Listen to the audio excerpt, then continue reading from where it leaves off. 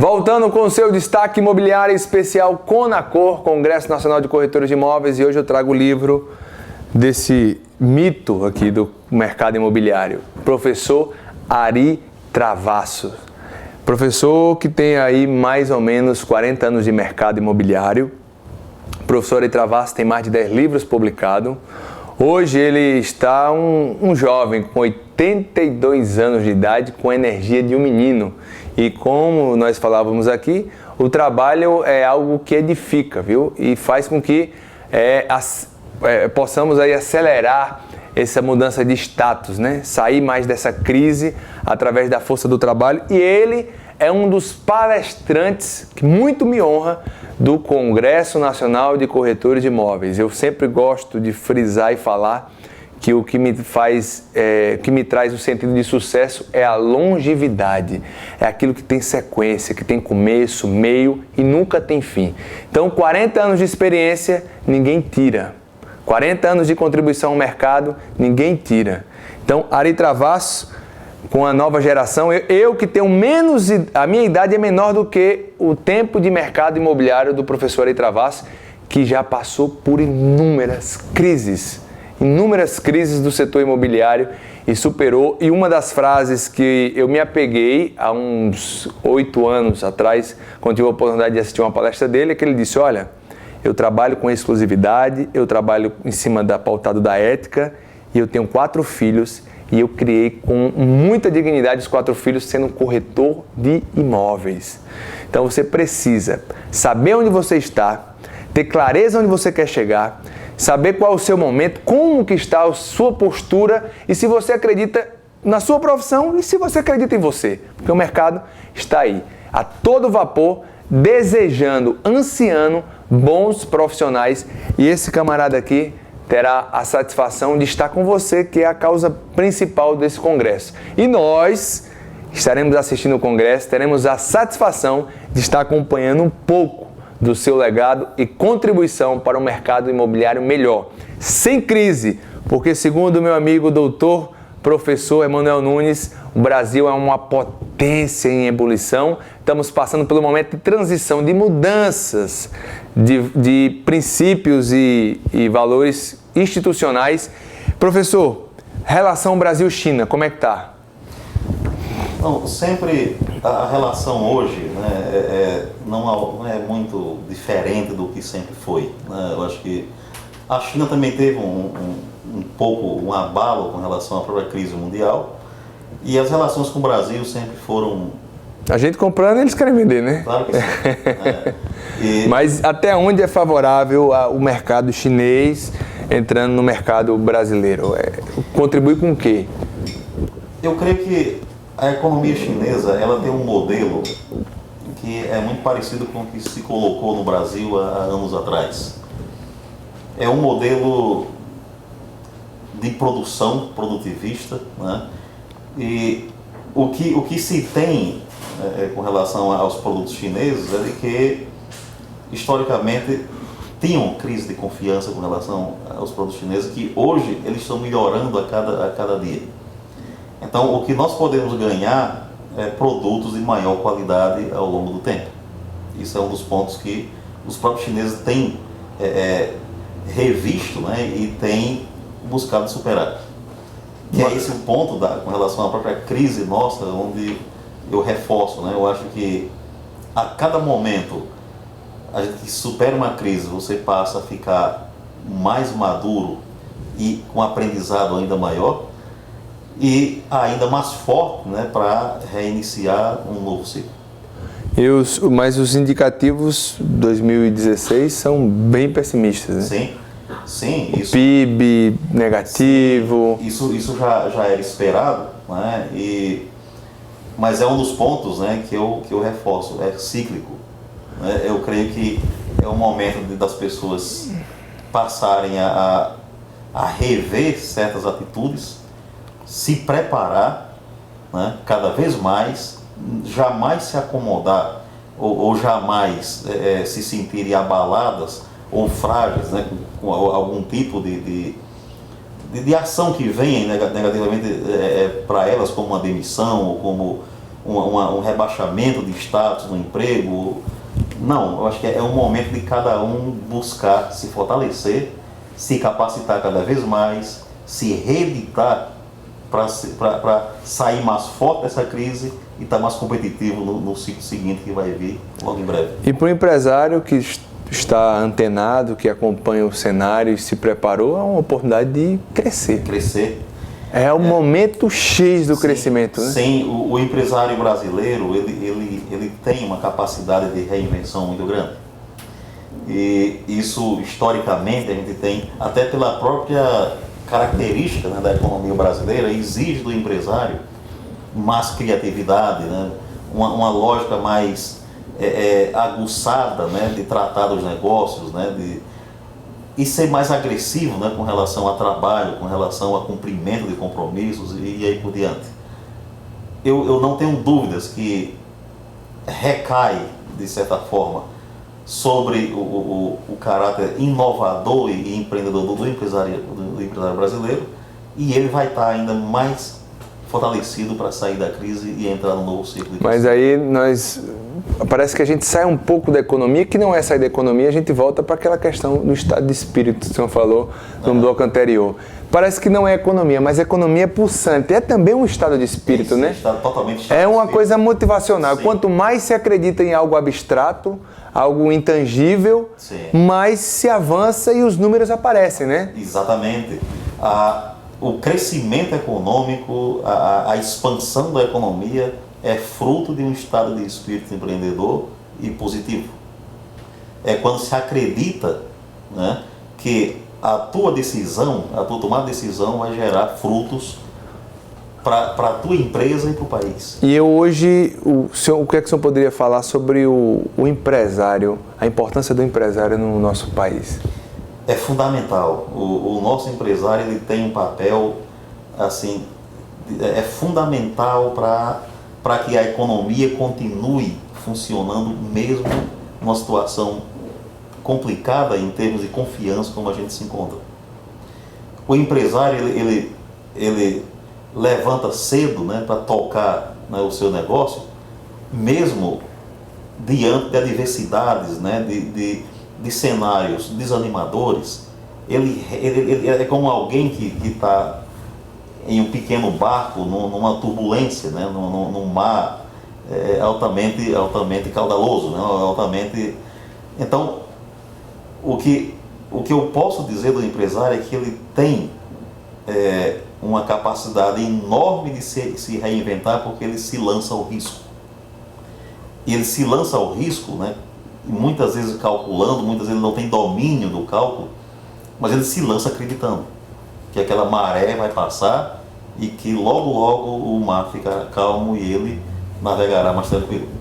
Mas é ele quem segura o timão, naturalmente, do barco e encara e assume de frente, naturalmente, a situação até sair da tempestade.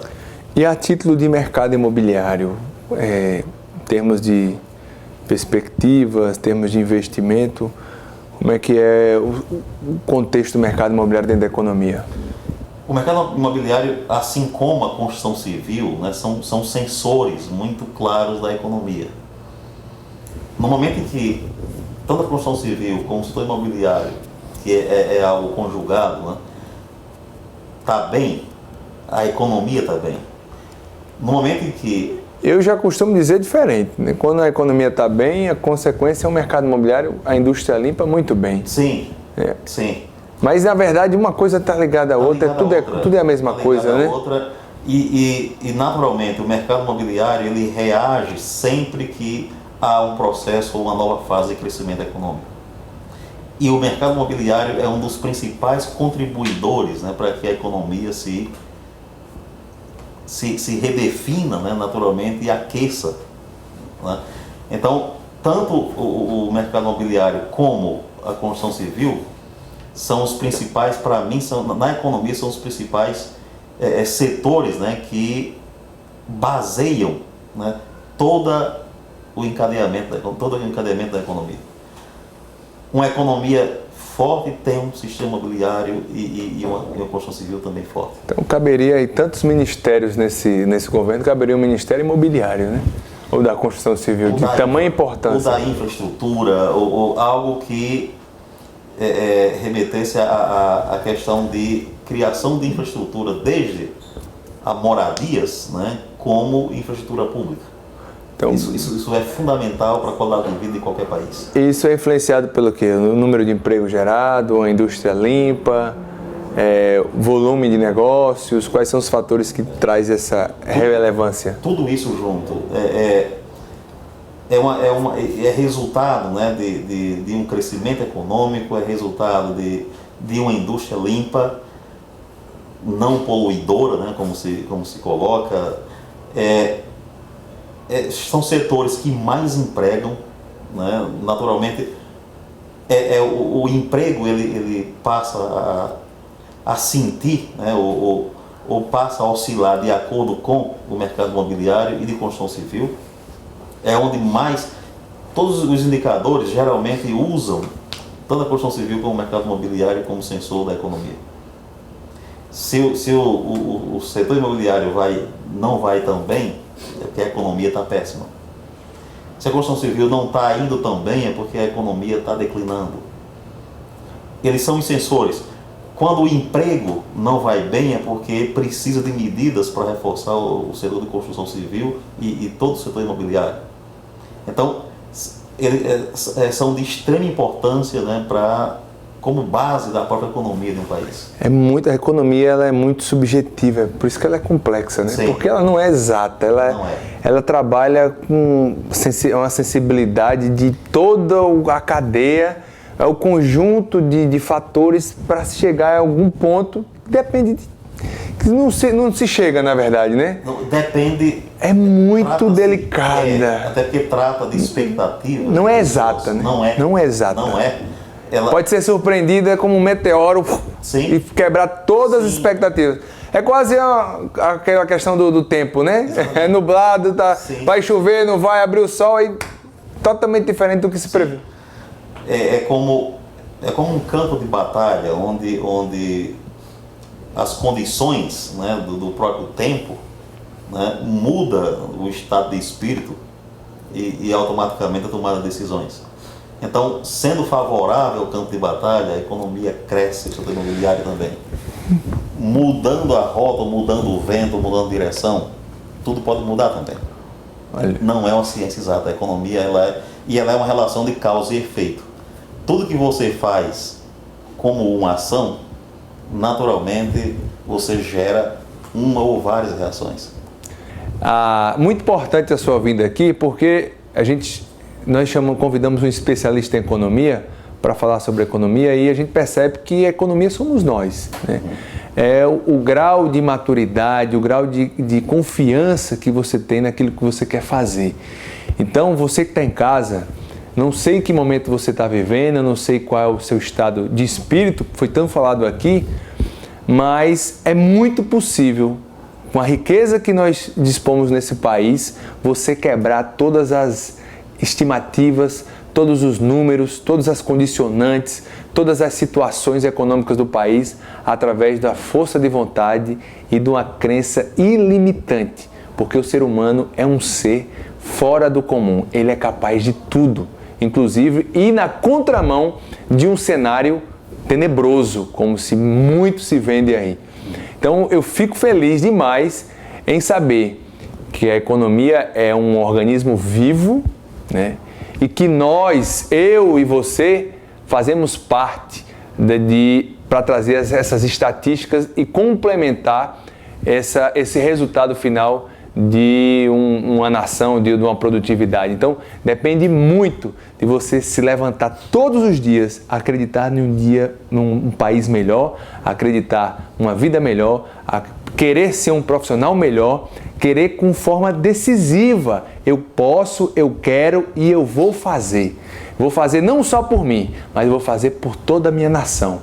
Porque o meu melhor traz e vai fazer o meu Brasil melhor. Estou aqui na frente de um cinegrafista que eu sou fã pela sua simplicidade e a sua competência, a disponibilidade de produzir. Para mim, ele é um agente produtivo dessa cadeia que nos envolve. E o economista espera que nós sejamos esse 1 mais 1 para chegar até 2, né?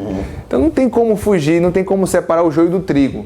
É um conjunto, eu me sinto parte desse conjunto e fico muito motivado com o que eu escutei aqui, é o estado de espírito que o brasileiro tem que ter, né? Nós somos criativos, fazemos o melhor carnaval do mundo, temos o melhor futebol do mundo e por que não sermos os agentes da melhor economia do mundo? Basta querer, né, professor? Exatamente.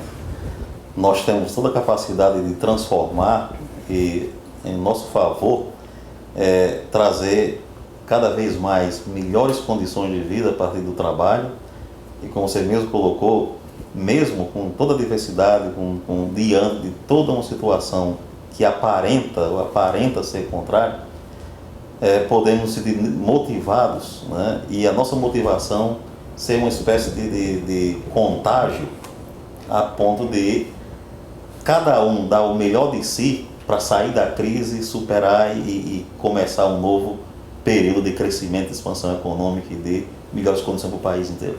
Muito obrigado pela sua vinda, gentilmente uma agenda extremamente lotada, muitos compromissos, ele está à frente de vários projetos, agora com o CNPq, agora com essa bolsa, né, de projeto CNPq, então o assédio é muito grande, é uma novidade até que eu nem sabia, né, e são vários projetos, e se você não muda, ou se você não mudar, a economia não vai mudar, né, professor? Exatamente. A mudança começa por cada um de nós, até pela iniciativa que cada um de nós chega a ter de se reinventar, de se reeditar, né?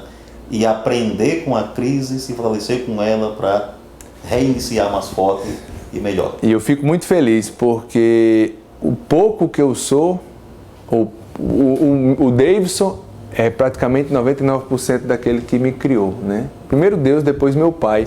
Porque eu lembro quando eu era criança, o troco vinha errado, se vinha 10 centavos, ele tinha a hombridade de falar, vá e entregue esses 10 centavos. Naquela época a gente ia na bodega sozinho, né? Sim. Não tinha essa violência que é hoje. E o dono da bodega dava um troquinho errado, vai lá e entregue 10 centavos. Só que essa questão de valor não é o preço, é o valor, é o costume, é o hábito, fica entranhado, fica no DNA, sentido, que não tem como você ser diferente da forma que você foi preparado para ser. Você é produto do meio, né? Sim. Então, se você nasceu, criou num meio propício a isso, você pode seguir a estatística ou não, mas então sejamos pessoas de valores, a começar pela nossa casa. Para se construir uma nação melhor, tem que se construir uma casa melhor, um bairro melhor. Um bairro melhor é o lixo no lixo, uma cidade melhor, um estado melhor e uma nação melhor, mais rica e mais forte.